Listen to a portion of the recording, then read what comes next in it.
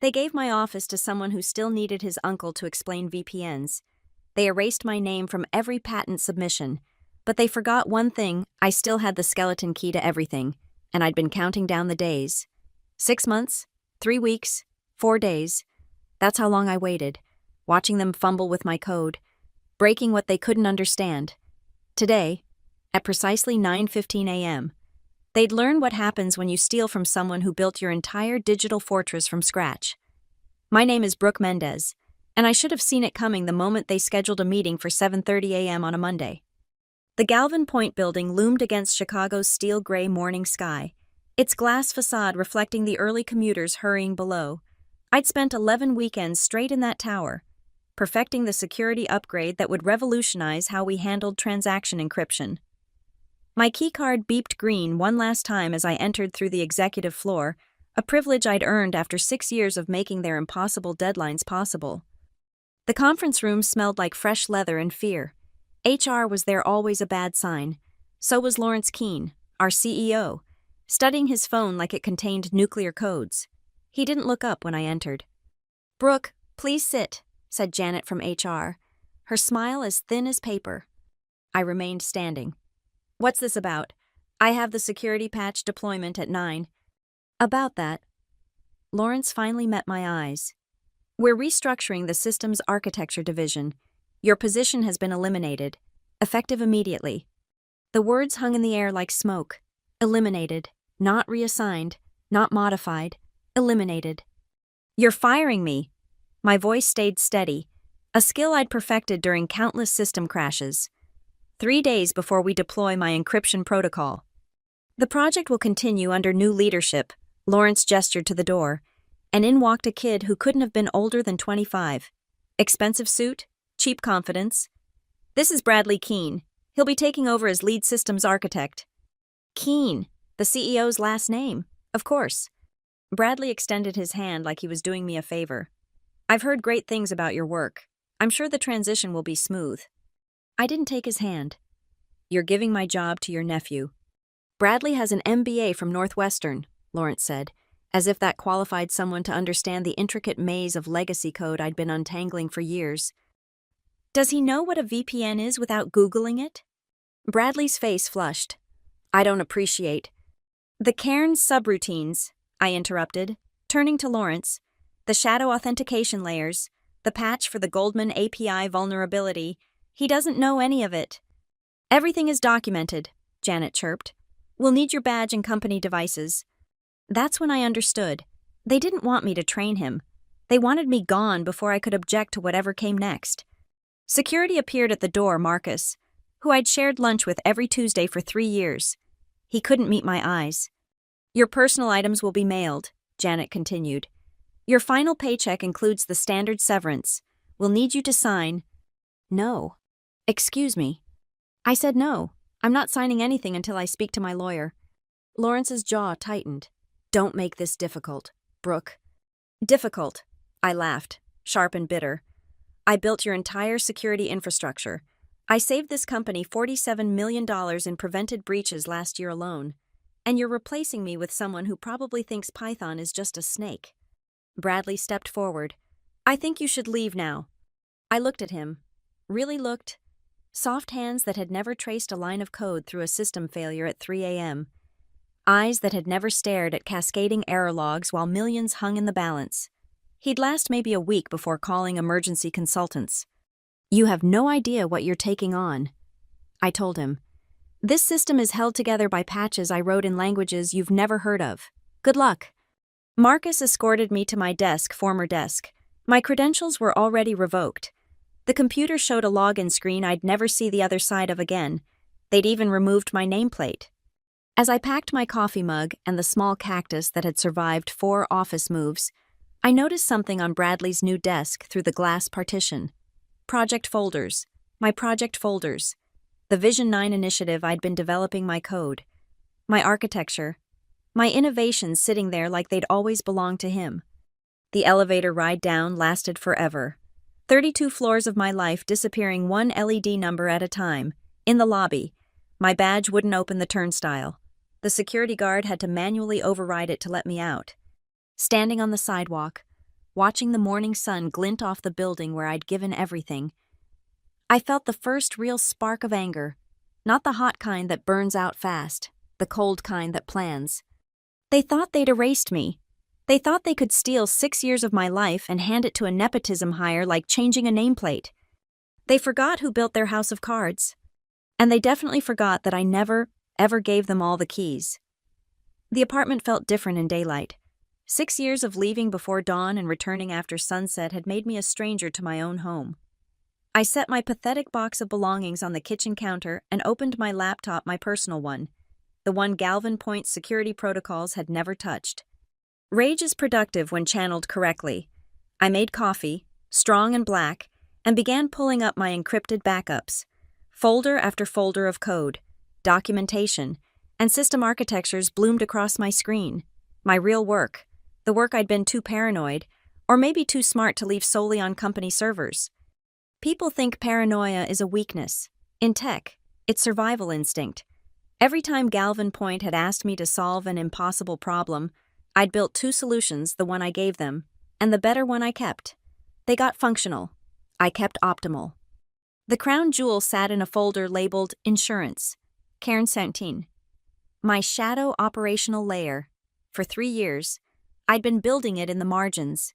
During those 2 a.m. debugging sessions when everyone else had gone home, it was everything Vision 9 pretended to be, a complete security and transaction framework that could scale infinitely, adapt automatically, and run so clean it was practically invisible. I'd registered Cairn Analytics LLC on a whim during a particularly bad quarter when Lawrence had threatened layoffs. Just a simple filing in Delaware, a business bank account, and a trademark on the name. Cost me $800. Best money I ever spent. My phone buzzed. Marcus. Jesus, Brooke, I'm sorry. I had no idea. Did you know they were giving it to the nephew? A pause. No, nobody did. Bradley just showed up this morning like he owned the place, which I guess he kind of does. How's he doing with the deployment? He postponed it. Said he needs time to review the architecture. I almost laughed. Reviewing my architecture would be like asking a first-year med student to perform brain surgery. Marcus, I need you to do something for me. Brooke. Nothing illegal, nothing that violates your NDA. Just keep your eyes open, document everything, date, time, what goes wrong. What makes you think something will go wrong? This time I did laugh, because Bradley doesn't know about the Carnegie protocols, or the Detroit patch, or why we have to manually cycle the Jersey server every 72 hours, or the fact that the Goldman API has an undocumented timeout that I've been catching with a custom exception handler for 2 years. Shit. Yeah, shit. Just document it. Okay, for your own protection. After Marcus hung up, I spent 4 hours mapping out exactly what Galvin Point had, and more importantly, what they didn't have. They had my code, yes, but code without context is like a map without a legend. They had no idea why I'd made certain choices, why specific functions existed, or how deeply interconnected the patches were. The beautiful thing about being indispensable is that you're never really gone. Your ghost lives in every custom function, every clever workaround, every undocumented feature that keeps the lights on. I pulled up the commit history from my last major update. There it was, hundreds of patches, tweaks, and fixes, all titled with cryptic references only I understood. Phoenix adjustment, Medusa threading fix, Achilles protocol enhancement. Mythology had been my naming convention, a little inside joke with myself. Bradley probably thought they were standard industry terms. By sunset, I had a complete audit of Galvin Point's vulnerabilities not to exploit, but to understand. Every system I'd built, every shortcut I'd taken to meet their impossible deadlines, every place where I'd chosen speed over documentation because they needed it yesterday. I also had Cairn 17 compiled and running on a test server, clean, elegant, everything I'd wanted to build if they'd ever given me the time and resources. It processed the same transactions 40% faster, used 60% less memory, and had security features that made Vision 9 look like a screen door. The irony wasn't lost on me. They'd fired me to steal my work, not realizing that my best work had never been theirs to steal. I opened a new document and began typing. Cairn Analytics LLC Enterprise Financial Security Solutions, founded on the principle that attribution matters. code quality matters, and the architect matters most of all. My phone lit up with LinkedIn notifications. Word travels fast in fintech. Former colleagues, competitors, headhunters. Everyone wanted to know why Brooke Mendez was suddenly exploring new opportunities. I ignored them all. I had work to do. They'd taken my office, my title, my access badges. They'd slapped Bradley's name on 6 years of my life, but they'd forgotten one crucial thing. You can steal code. You can steal credit. You can even steal someone's job. But you can't steal what they never gave you in the first place. And I'd been holding back my best work for years, waiting for a moment exactly like this. 2 weeks.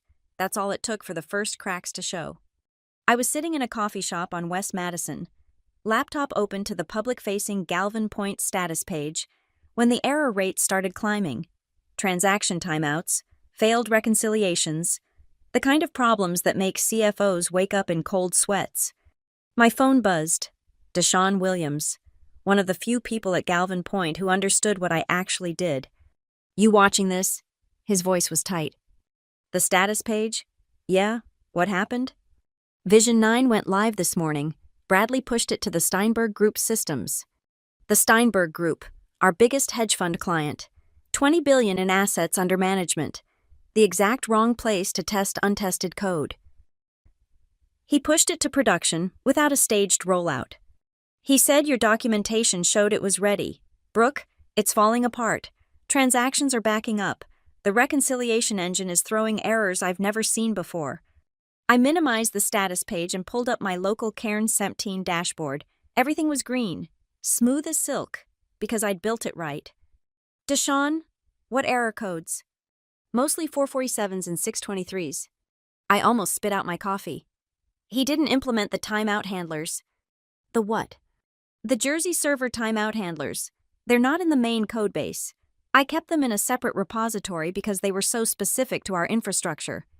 Jesus Christ, how bad is this going to get? Remember the Cleveland incident from 3 years ago? When we almost lost First National as a client. This'll be worse. The errors will cascade. First the timeouts, then the memory leaks, then the threading conflicts. By tonight, the whole system will be running at 20% capacity. I have to go. Bradley's calling an all hands. After he hung up, I opened LinkedIn. Bradley's smug face stared back at me from his latest post. Excited to announce the launch of Vision 9, the next evolution in fintech security. Thanks to my incredible team for making this possible. Innovation doesn't wait. #fintech #leadership #Vision 9. The comments were already filling with congratulations from people who had no idea what was happening behind the scenes. I screenshotted it. Evidence. By 3 p.m., the financial press had picked up the story. Technical difficulties at Galvin Point caused trading delays. Then, by 5 p.m., major hedge fund experiences significant transaction failures. I pulled up my archived documentation, the real documentation, not the sanitized version I'd left behind. Page after page of warnings, dependencies, and critical notes, all time-stamped, all clearly authored by me, all proof that Vision 9 was built on a foundation they didn't understand. My laptop dinged, an encrypted message from Julia Reyes, my former colleague who'd moved to Finvest Labs, a compliance think tank that advised the SEC. Brooke, are you watching the Galvin situation? This looks like your area. I chose my words carefully. I left Galvin Point 2 weeks ago. They restructured my department. 2 weeks ago, right before a major deployment. Interesting timing, wasn't it? Can we talk off the record? I looked at the status page again. Error rates climbing, response times doubling every hour. By tomorrow, Steinberg would be screaming for blood. I'm writing a technical analysis of architectural vulnerabilities in modern fintech systems, I typed. Published under my LLC, purely educational. Would Finvest be interested? Very. How soon can you send it? Give me 6 hours. I closed the laptop and walked to the window. Somewhere in that gleaming tower. Bradley was probably sweating through his expensive suit, demanding answers from engineers who couldn't give them. Lawrence was probably on call after call with furious clients, and my code, my poor, butchered code was dying a very public death. They'd wanted Vision 9. They'd gotten exactly what they'd paid for a stolen system with its heart ripped out, piloted by someone who couldn't tell a race condition from a racing stripe. I went back to my desk and began writing. Not code this time, Truth. A technical breakdown of what happens when financial systems are built without understanding their foundations. Anonymous examples, of course. Hypothetical scenarios that just happened to match what was unfolding at Galvin Point. Every error they were seeing, I explained. Every failure point, I predicted. And at the end, a simple note about Cairn Analytics LLC and our revolutionary approach to financial system architecture. By the time the sun set over Chicago, I'd written 12 pages of the most damning technical analysis ever published about a system failure. All facts, all public information anyone could observe, all devastating to anyone who understood what they were reading. I submitted it to Julia with a simple subject line, "When architecture fails, a case study." Then I ordered Thai food and settled in to watch the rest of the show. The error rates were approaching critical. Trading would have to be halted soon. The CEO of a major financial firm was about to learn what happens when you replace expertise with nepotism. And somewhere in that chaos, my name, which they'd so carefully erased from everything, was about to become the only one that mattered. Julia Reyes called me at 6:45 a.m. the next morning. "Brooke, this analysis, it's extraordinary. My technical team stayed up all night verifying your predictions. Everything you wrote is happening exactly as you described." I was already at my desk, monitoring the overnight disaster. It's not hard to predict when you built the system. That's what I want to talk about. Can you meet me for breakfast? Finvest needs to understand the full scope of this situation. 2 hours later, I sat across from Julia at a quiet restaurant in the Loop. She had the focused intensity of someone who'd stumbled onto something bigger than expected. "Let me be direct," she said, sliding a tablet across the table. "Is this Galvin Point?" The screen showed internal Finvest communications analyzing the ongoing transaction failures. Key phrases were highlighted: systematic architecture failure, preventable cascade errors, possible negligence in system maintenance. "I can't comment on any specific company," I said carefully. "My analysis was based on publicly observable patterns." Julia smiled. "Of course, but hypothetically, if a major fintech firm fired their lead architect right before deploying critical infrastructure updates, that would be concerning. Hypothetically, it would be catastrophic. And if that architect had been warning about these exact vulnerabilities..." I pulled out my laptop and showed her my timestamp certificates, cryptographic proof of when documents were created. Every vulnerability I described in that paper, I documented them months ago, under Cairn Analytics LLC. Her eyes widened. "You were building redundancies outside the company." "I was building solutions. They just happened to be outside the company because inside the company, no one wanted to hear about long-term stability when they could have short-term profits." "Show me." For the next hour, I walked her through Cairn 17.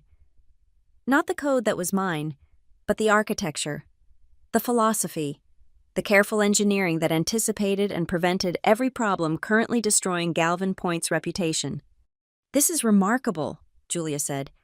"It's like you built the same house twice, once with shortcuts and duct tape, once the way it should have been done. I built what they paid for, and I built what they needed. They were never the same thing." Her phone buzzed. She glanced at it, and her expression shifted. "The Financial Risk Consortium is calling an emergency session. The Steinberg situation has escalated. They're estimating 40 million in delayed transactions." 40 million in one day. "Brooke, I need to ask you something officially. Finvest wants to commission a full technical audit framework based on your analysis, published, credited, distributed to every major financial institution in the country. Are you interested?" "Under Cairn Analytics." "Under whatever name you want, your work, your credit, your terms." I thought about Bradley's LinkedIn post, about Lawrence's dismissive expression, about 6 years of 60-hour weeks erased with a few signatures. "I'll do it, but I have conditions." "Name them." "First, everything goes through my LLC. I maintain all intellectual property rights. Second, I need access to public financial data to verify my theoretical frameworks against real-world scenarios. Third, The paper clearly states that these vulnerabilities arise from replacing experienced architects with unqualified personnel. Julia was taking notes. All reasonable. Anything else? I want it fast-tracked. The longer these vulnerabilities exist in the wild, the more damage they can do. How soon can you deliver? 48 hours for the framework, another 24 for peer review revisions. Done, she signaled for the check. Brooke, can I ask you something off the record? I nodded. Did you see this coming when they fired you? Did you know it would implode this badly? I thought about the question, about those final moments packing up my desk while Bradley moved into my office. I knew they didn't understand what they had. It's like hiring someone to maintain a helicopter who's only ever driven cars. They might keep it running for a while, but eventually, physics wins. And your system Cairn sent is what Vision 9 should have been, what it could have been, if they'd valued engineering over ego. Julia stood to leave, then turned back. One more thing, we're hosting a FinTech Security Symposium next month. Invitation only, all the major players. Would Cairn Analytics be interested in presenting? My heart skipped. That symposium was legendary. The kind of venue where reputations were made and contracts were signed. We'd be honored. After she left, I sat in the restaurant watching the morning rush through the windows. Somewhere out there, Galvin Point was hemorrhaging money and credibility. Bradley was probably in crisis meetings he couldn't understand. Lawrence was watching his company's value evaporate. And I was about to publish the technical paper that would reshape how the entire industry thought about system architecture. They'd erased my name from Vision 9, but they couldn't erase the knowledge that built it. And now that knowledge was about to become the industry standard with my name attached to every word. My phone buzzed. Deshawn again. Emergency vendors just arrived. They're estimating a week to stabilize. Bradley's been locked in Lawrence's office for 2 hours. Thanks for the update. Brooke, there's something else. The board is asking questions. About the timeline. About who made the decision to restructure right before deployment. I smiled at my reflection in the window. Sounds like they're doing their due diligence. Yeah, hey, I should go. But good luck with whatever you're doing next. Thanks, Deshawn. Document everything. Remember, every error, every timestamp, every meeting, just like you taught me. As I walked back to my apartment, I thought about leverage. Not the hostile kind that destroys for destruction's sake, but the kind that builds something better from the rubble of what came before. They'd wanted to steal my work. Instead, they'd given me the opportunity to show the world exactly what that work was worth. The demo was scheduled for 10 a.m. on a Thursday. Galvin Point was presenting Vision 9 to the Chicago Municipal Finance Board, a $50 million contract for modernizing the city's bond trading infrastructure. I knew because Marcus had texted me the night before, they're going all in. Bradley's been rehearsing for 3 days. Lawrence has the entire board attending. I was in my apartment, 3 monitors displaying different feeds. The city's public meeting live stream on one screen, system status dashboards on another, my phone propped up with the FinTech Twitter feeds that would light up the moment anything went wrong. The meeting started normally,